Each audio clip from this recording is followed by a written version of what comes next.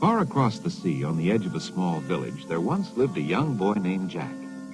His father had been killed by a wicked giant, and Jack and his mother were very poor. Often for dinner they had nothing but a crust of bread.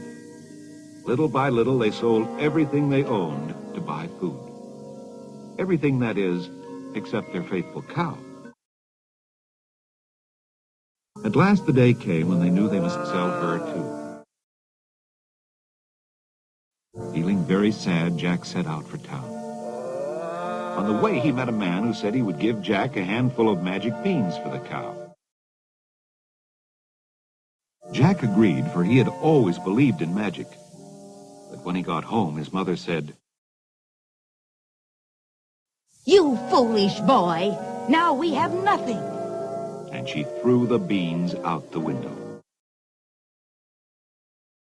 That night, Jack lay on his bed of straw, cold, unhappy, and hungry. But when he awoke in the morning, something wonderful had happened.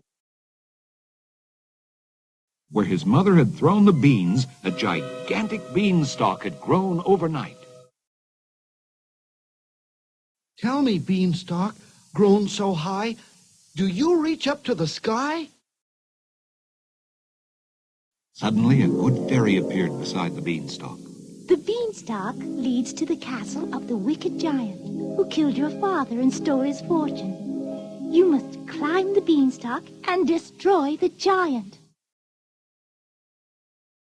Then the fairy disappeared.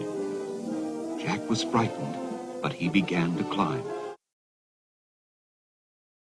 Up and up, higher and higher, for the top of the beanstalk was lost in the clouds.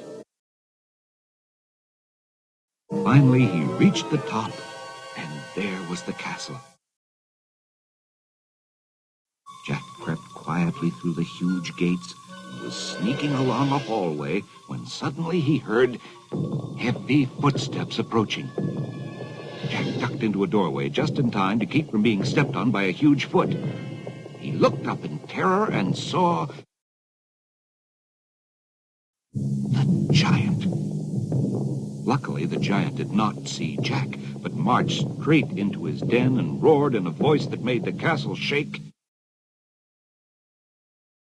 "Woman, bring me my magic hen!"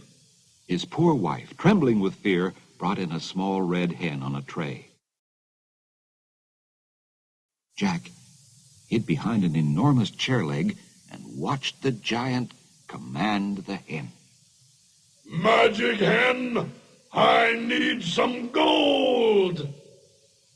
The hen did just as she was told.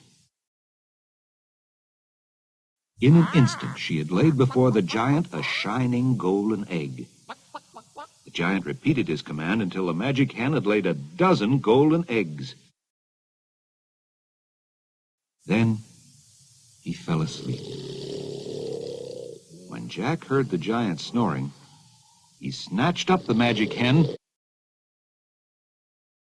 and ran toward the beanstalk faster than he had ever run before. Down came Jack and the magic hen, down, down, down at a dizzy pace. When Jack told his mother about the magic hen, she was overjoyed. From now on, they would have plenty to eat, and they could buy anything they wanted.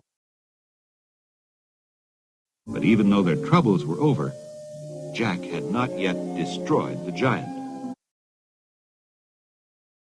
Early one morning, he crept out of the house without waking his mother and started climbing the beanstalk again. Once more, he hid behind a chair leg in the giant's den, and he heard the giant roar, "Woman, bring me my magic harp!" When the harp had been placed before him, the giant commanded, "Magic harp, now play your strings!" And the harp played soft and lovely things. It was the most beautiful music Jack had ever heard. Soon the giant was fast asleep. Jack snatched up the harp and raced for the beanstalk, but when the music stopped, The giant awoke and saw that the magic harp was gone. The giant ran after Jack, who was never so frightened in his life. The moment Jack's feet touched the ground, he ran for his axe and began to chop.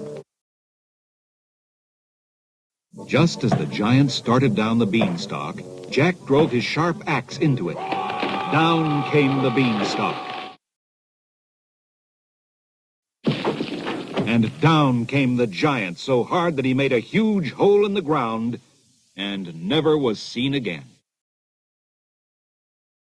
Suddenly, there stood the good fairy. Jack, you are a brave and noble boy. I give you my blessing. She touched Jack on the shoulder with her magic wand and disappeared. Now that the cruel giant was dead and the beanstalk was cut down, Jack's strange adventure in the sky seemed almost like a dream. With the magic hen to lay golden eggs and the magic harp to play beautiful music, they lived happily ever after.